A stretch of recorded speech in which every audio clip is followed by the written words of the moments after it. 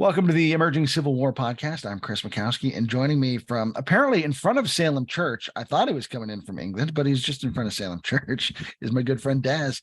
Darren, how you doing today? Yeah, I'm good, and thanks for inviting me on. And Salem Church, yeah, this is from my trip last year in December. I sat there, and I wasn't supposed to go to Salem Church, but Tyler didn't live too far away from it, and I sort of made the mistake of walking to it. You can't walk anywhere in America, as you know. You know, people that live in America, it's not as easy. You know, in England, you can literally just walk somewhere, but not in America.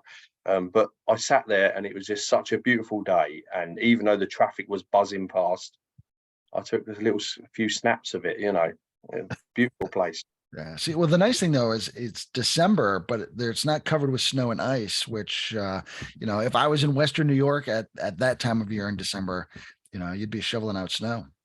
You certainly would.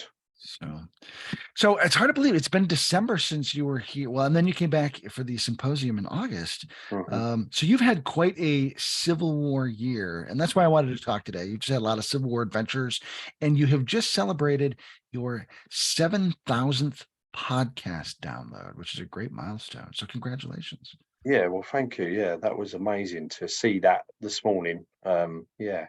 And it's down to really the level of guests that I've managed to talk into coming on my podcast, including yourself, obviously. You know, I mean, we must have done about 5 or 6, I think, something like that. But with Emerging Civil War's help really has helped me, and so I've got you to thank for that, really, and the other guys that have come on, but along with that, I've been doing some English history as well, so yeah, it's fantastic. Yeah. So tell me how the year has been for you. Yeah, it's been great, actually. It's gone from strength to strength. If I look back on the first year, I was a complete novice. Again, I sort of started, I think it's because I wanted to talk about history and I had no one to talk to about it, and that's one of the reasons why I started it. But as time's gone on, I feel like I've got better in what I've been doing, and this journey is just amazing to go on. I don't really want it to end. I enjoy every minute of it, but as far as the Civil War, getting to actually eventually get over to visit you guys was just amazing. And you'd been to America before and been to Civil War sites before, but not kind of wearing the hat of historian and podcaster. And again, going back to 2006 when I first actually visited Fredericksburg, I was quite naive and I didn't actually really know the real history of it. All I knew was what I saw on Gods and Generals. Okay, so I literally had no idea about Slaughter Pen Farm or any of that stuff. All I wanted to see was the wall, and I went away believing that was it. As many people do, so you don't necessarily have to feel bad about that. And so literally I went back, but obviously when I got back into the Civil War, I then realized that, there was more to it. And so when I came back in December last year, we went and visited all the extra little bits that I didn't know about before, and I've got Tyler to thank for that, because Tyler did show me around town, And we're talking about Tyler McGraw, the unfiltered. We are, yeah, the unfiltered historian. And this, honestly, Fredericksburg is one of the most favouriteest places I've ever visited. I think it's just such a lovely place, I mean, standing up on Chatham Mansion on that morning, on the 13th of December, wow. And you had the mist coming off of the river as well. You had a bit of frost on the ground, and it was literally like it probably was on that morning, so I had goosebumps standing up there. Wow. Yeah. It's always wonderful to be able to walk in the footsteps of history, and for me it's always particularly cool on the anniversary of a battle to go walk in those footsteps of history. Oh, definitely. Yeah. And another highlight was Lee's Hill. Went up onto Lee's Hill, which was Telegraph Hill, I believe. Yes. And so you get to see things from the perspective of both federal commanders, or both the Army commanders, excuse me. Well, yeah, I mean, you can't, I mean, nowadays up there, I think if I'm wrong, I'm wrong. But the trees are quite tall, a lot taller now, aren't they? So you can't Yes. really see, you know, across the river. A lot But harder to see what it used to. yeah, you can get that view from Mary's Heights though. You know, on certain points, especially December as well, because all the leaves are down. So in actual fact, I went at the right time of year, didn't I? Because I Yes. got to see some of the ground in a bit more detail, particularly sort of the wilderness parts of it, you know, with all the leaves being down. Yeah. Catherine's Furnace, that was a eerie place.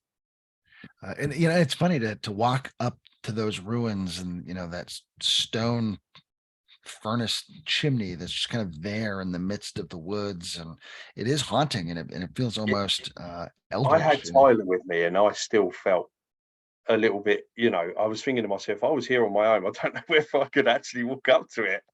It was a bit chilling, actually. I don't know. Yeah. And then Tyler happened to mention, oh, yeah, well, if you see a bear, just follow me. I'm like, thanks, mate. Thank you for telling me that. You know, we don't have Notice he bears. says follow. That puts him in front. Yeah. So you're the one. Yeah, I'm the one being chased. Yeah, Yes. basically. But yeah, that put me right off then. And he took me right up the back of the furnace, you know, we climbed up the little mound that's there. And that freaked me out. But yeah, that was amazing, you know, seeing all of that stuff. And, you know, not just reading about it, but actually seeing it and actually walking it, you know.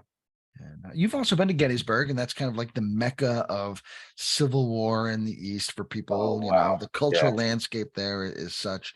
Tell me about your impressions of that, because you know, going back to what you said a second ago about, you know, Fredericksburg being your favoriteest. You know, a lot of people have that juxtaposition of Gettysburg versus anything else. Wow, what can I say about Gettysburg? Oh, do you know what? The first time I ever stood at Gettysburg was, we got there in the evening, me and my friend. So it's sort of dusk, you know, sun was going down, and we decided, oh, just leave the hotel for the minute. Let's and we had a hotel which I don't know what it's called now, but it's right near the cemetery on the top. So it's behind the gas station. Mhm. So it's on it's just behind Cemetery Ridge, I think it's called, isn't it? So we walked out round there and walked out onto where the angle is, you know, where the crops of trees are. And it was just amazing. I don't know, I can't describe it. It's really strange. It's like a weird sort of like heavy, I don't know, feeling about the place. And I don't know why, I just felt connected to it straight away. What followed was the following day, we decided to walk from the whole of Cemetery Ridge all the way down to Little Round Top, from Little Round Top, Devil's Den, and then we went all the way around onto to the Virginia Monument. That is a hike. Whew. And we literally did. I think it took us about 4 hours. Yeah. What ruined it is when we well, we didn't ruin it, but anyway, we decided to go across Pickett's Charge, like you know, the Virginians did. But what ruined it is we got into the pub at 1 o'clock, and we didn't come out until 1:30 in the morning the following day. Did all that exercise for nothing.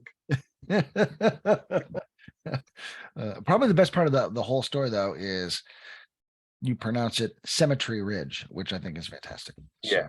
So, Because Cemetery Ridge and then Seminary Ridge, isn't it? The opposite. well, as side. opposed to the English, the American pronunciation would be Cemetery Ridge. Oh yes, and, cool. Sorry. So yeah. your British is showing there, which is fantastic. Yeah, but honestly, that place is just, and then of course we were so like floored by Gettysburg, like probably most people, is the next thing, you know, in 2007 we went back again. Yeah. And we ended up visiting more sites. We ended up going to the National Civil War Museum in Harrisburg. Oh, great museum. Harrisburg is where we sort of ended up the first time. And in actual fact, the first time we came over in 2006, we didn't have a car, which was really hard to get around. Yeah. You know, if anyone's been to the States, you need a car. You know, I was still quite young, and I hadn't been driving very long. I didn't feel confident enough. Yeah. Let me tell you, the Greyhound was a great experience. It was a funny experience. So we got the Greyhound from Washington DC to Harrisburg. Okay. As that's where it stopped, and then we stayed in Harrisburg a few days, and a hotel concierge actually gave us a lift to Gettysburg and dropped us off. But yeah, the following year I drove, so we had a bit more, we could see more. So we did end up going to the Civil War, the National Civil War Museum, right? Yeah, and that was an amazing place. Yeah, it's a great collection of artifacts, and folks up there are fantastic. And from what I remember, they had like a massive Antietam layout or something. I can't remember now. It's such a long time ago. But it's been a while since I walked through the exhibit hall. I was just up there a couple months ago. A mock-up of Antietam or something like that. But it was quite new then as well, I think, the museum back then in 2007. I can't remember when it opened, to be honest, but that was under the fantastic administration of Wayne Motts. It was, I believe, and yeah. So. Wow, what a place! And then, of course, from there we went to Gettysburg again, and it was like again, and then so we had 3 days, and then we travelled around. We went to Newmarket and places like that. But then we ended up there. The last 3 days, we went back to Gettysburg again. Yeah, and because it's just such an amazing place. So how did you transform yourself from Civil War tourist and enthusiast into someone who has been studying it more seriously and has become a podcaster and someone who engages in it in a public history context? So obviously, my interest in the Civil War actually starts because of the movie Gettysburg. So that's what took us there. And that was a gift from somebody at a reenactment. I was doing English Civil War reenactment. They came along with a box of VHS videos. And I know younger people that are listening to this might be saying, what the hell is a VHS video? But yeah, you had to physically get off your seat and put it in the, player. And, but anyway, yeah, so that is what made me want to go. But then moving on, I had a rest from the Civil War in 2011 because I met my wife. And before that, I had like pictures and everything that all went in the loft, but then I had sort of like a massive break from it. And then I went along to a reenactment where I was doing English Civil War, and the 4th US Infantry were there, which are a UK-based reenactment group, or they're part of the Southern Skirmish Association, which is actually the oldest in the UK. It was formed in 1968. So I started talking Civil War because I hadn't spoke about it for ages. And the captain of this company just looked at me and said, "Darren, you're doing the wrong thing." He pointed like that as well. Yeah. He said, "Come over, see us in the morning." So I did. I went over. So anyway, I remember phoning my wife and saying, "Oh, I've met these." "No, you're not doing 2," sort of thing. You can't do 2. Anyway, I ended up joining them. Okay. And I thought to myself, if I'm going to reenact it, then I obviously need to brush up on a little bit of the history of it. And so I did. I started reading, watching all sorts of things, going on, all the pages are on social media now and YouTube channels, and watching anything, reading anything I could. And then COVID came along. And so I spent all this time collecting it actually helped me really. So it helped me collect all the gear, because, collecting that takes some time. But I had all this information going in and nowhere for it to go out. Right. So I was like, right, okay, I need to talk about it, So I thought one day I was just sitting there, and I actually had COVID at this period of time that I came, and I thought, after watching a lot of things on YouTube, I thought, well, maybe I could have a go at that, So I literally just sat down in front of my tablet and I did something on Fredericksburg, which was only going to be shared into a private group. Right. But it's at that point that I saw, I think yourself, Gary Edelman and Chris White were doing like a program on the American Battlefield Trust around that time, which I watched. And I saw yourself on there, but I'd also seen you, Gary and Chris on Fredericksburg 155, because I've been watching some really older stuff. And I thought, well, I'll contact you and ask you whether you would, instead of me talking about it, you could talk about Fredericksburg. So I contacted you, and you said, I didn't think I was going to get an answer, I think the line was, my mum always said, if you don't ask, you don't get. And yeah, all of a sudden you answer and said, yeah, I'll talk about it, you know. And so, and again, that video was only going to be shared to a private group, but I thought, no, this is too good to not share with other people. And so the YouTube channel was born. And that, so really and truly, I have you to thank for the reason why I sort of started the podcast inside of it. Well, you know, and of course, one of the missions of Emerging Civil War is to provide a platform for emerging voices. And, you know, that's why I wanted to help you out, because I thought this guy's, it's neat to have someone over there who's really interested and invested in this. And it's been wonderful to watch you continue to grow and develop over the years since then. I mean, you just really put your heart and soul into it, which is something I admire 100%. Well, thank you. And again, you know, I remember you saying to me before we sort of like filmed our podcast, our first Fredericksburg one, you said, well, I know plenty of people that want to talk about the Civil War, because obviously we had a little conversation before, and then you put me in contact with Caroline Davis, and we did Stones River, you know, and then from there it just sort of, I thought, right, okay, I'm not just going to do American Civil War, because I really, really like the English Civil War. Right. And I knew people, and I thought, well, I contacted a guy that I did reenactment with, and he said, yeah, let's do one about how the English Civil War started, because it's quite complicated. So that, and then it just grew from there, you know. Yeah. And yeah, I've covered so many subjects now, mainly American Civil War, but again, you know, I've also, along the way through the reenacting side of it, met some great people that love talking about history too. One of them is my friend Mark, who's literally just got his early modern medieval history degree, you know. Yeah. So literally all I've got to do is say, Mark, do you want to talk about something like that? And yeah, no problem, you know. Yeah. But he also loves World War II. He also loves World War One, Napoleonic, you know, it's just endless, you know. So it's great, you know. Yeah. Yeah. Well, I remember we did a first birthday party for you, and Yeah. the collection of folks that I got to be on with for that party. What a neat group of folks, and it was just such an eclectic bunch of voices. I had such a good time doing that, and to me, it seemed like a really good representation of the different variety of things that you get to dabble in. Yeah, and again, I mean, my favourite is Alan Mitchell. You know, again, as you know, I've told you the stories of Torrington, and Yeah. because I've been going to Torrington for so long, Great Torrington, and it's got such a rich history, and the locals look after their history, and they care about their history, and I've just got sort of reeled in by that, and you know, I thought, and as soon as I started podcasting, I thought I have to do something about Torrington. Yeah.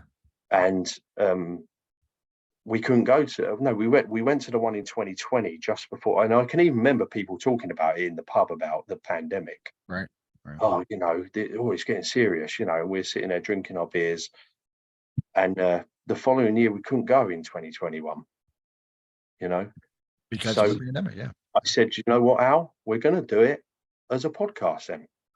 And that's what we did. We sat there with a few beers and we did it as a podcast.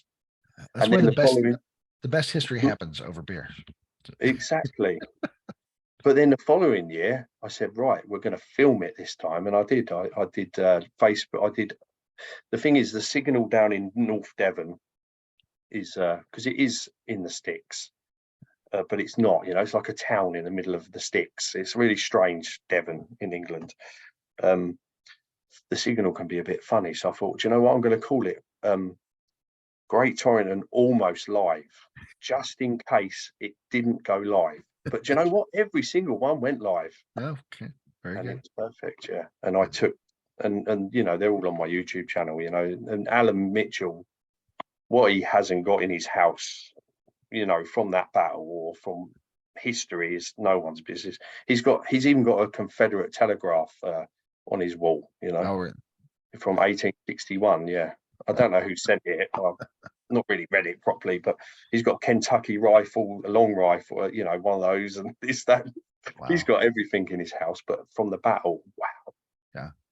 It's like a museum. So what's next for you in your multimedia endeavors? So we're going back to Fredericksburg again. We've got to. So I'm going to sit down with Tim and Tyler Very good. in a week's time or so. And we're just going to talk, because those two guys are so knowledgeable about Fredericksburg, you know. Sure. they walk it and they breathe it every single day of the week. And yeah, we're going to come. They're going to come on. We're probably going to we're going to discuss the main parts again, but we're going to probably discuss a few of the, other little parts that go on, because I think there's still a lot of focus there that needs focusing on. So, but like big picture, I mean, you've had 7,000 podcast downloads. You've put together a great YouTube channel as well as a podcast. What's left for you to conquer? There's it's endless. I think personally, I'm just going to keep, again, just going to keep doing what I love and doing this because I love it, and I'm not ever going to get bored of this, I know that feeling. It just isn't. It literally, it's the first thing I think about in the morning, and it's the last thing I think about at night. And I do quite a boring job, and if I'm standing there doing something boring, then my brain shuts off, and all I'm thinking about is what's next, what's next, what's next, and what's next. I've probably got the next 10 months planned out in my head of what I'm going to focus on. American Civil War and UK history. It's going to be a mixture there. But yeah, so big picture is I'm just going to carry on with what I've been doing. I'm not going to change anything. I'm just going to, stay as I am and just keep putting, but again, stuff out there that is sort of important to me that I feel that people need to, not need to know, but I want to teach them as well, Right. Yeah, and that's one of the things that I've always found, that if it's exciting and interesting to me, I can make it exciting and interesting to somebody else, and people will find it exciting and interesting. So, concentrate on the things that I like, and then people really connect with that, I think, really well. One thing I would like to bring up actually is because one of the other things that happened to me on my journey of doing this was, and I don't think I've really spoke about this to yourself before, but was mental health. Because just before I met the 4th US Infantry, I had a real bad bout of depression, and it was quite bad, ended up having time off work and stuff like that. But meeting them gave me a focus, and that really sort of helped me sort of get back on the road to recovery. And then a little bit further down the line, when I started doing what I'm doing now, it's almost like, a drug that gives you a lift. So there, and I even ended up going to the doctors, and I ended up having medication for this. I don't need that medication because my medication is what I'm doing.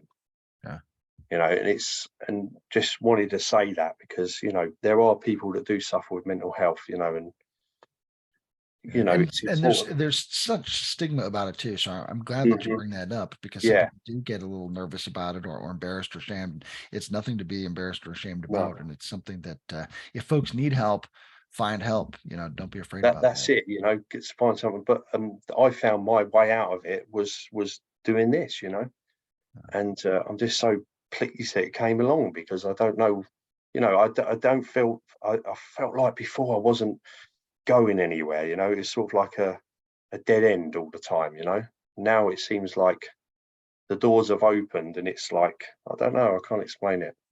Well, it's that I can't remember the quote, but follow your bliss, and when you find that thing you're passionate and excited about, it really enlivens you and really helps your spirit blossom. Yeah. So, well, I'm glad that you have found this too, because really, I've just enjoyed our friendship as it has developed over the years. I'm so glad to have you as part of the posse, and get the chance to work with you as a colleague, and have you hang out when you come over as a friend. Yeah, that's the same, and when you come over in 23, and they said 22 then, 2023, the same, So looking forward to it. In fact, I'll be attending the UK Civil War Roundtable Conference in April, and Daz has been kind enough to volunteer to show me around a little bit while I'm also over there. So I'm going to get to see his stomping grounds. Turnabout's fair play, I suppose. Yeah. So if folks want to hear your podcast, watch on YouTube, how can folks find you? Okay, so I have a link tree, which is probably the easiest because I'm on quite a few platforms now. So I am on Facebook, Instagram, Twitter, and TikTok most recently. YouTube and then Buzzsprouts. And what Buzzsprouts does is it sends it all out to all of the main podcasting providers like Apple and Spotify and all those main ones. So if they want to find me, it's a link tree. So I can't remember the link tree. Do apologize. I'll send you the link so you can put it on the descriptions. But yeah, there's a link tree and it literally is linked everything in, which includes the monuments for UK veterans of the American Civil War, which I'm also co-chair of with my good friend Gina, which is going from strength to strength. And actually, while I'm here, I might actually just plug this one as well. So last year, my friend Mark, who's part of Napoleonic Group, they did a march for charity called Waterloo Uncovered. And they marched 30 miles to replicate the march from Quatre Bras to Waterloo. And we're not going to be as ambitious, but what we're planning to do is march, I think, 20 miles in full Civil War gear, backpacks, rations, shelter half one night for the monuments of UK veterans of the American Civil War to raise extra funds. Yeah, so nice. When's that gonna be? We're looking at September at the moment. Wow, good luck with that. So keep us posted. We'll help you spread the word. I'm definitely going to need a lot of good luck for that. Yeah, because I'm very unfit. Well, it's like training for a marathon. You got to start now so you can be ready. Plenty of time. So as a reminder, Daz is with American Civil War and UK history. You can find him on YouTube. You can find him where all good podcasts are available. And you can look for the link tree in the messages below so you can get in touch with all of his great social media. So Daz, anything we haven't touched on that you wanted to hit on before we sign off? I just want to say thank you again. I feel really touched by all the help that I've received from you guys, so thank you. So the feeling is mutual, my friend, and glad to be working with you. So for Daz, I'm Chris Mackowski for the Emerging Civil War podcast. Thanks so much for being with us. We will see you online and on the battlefield.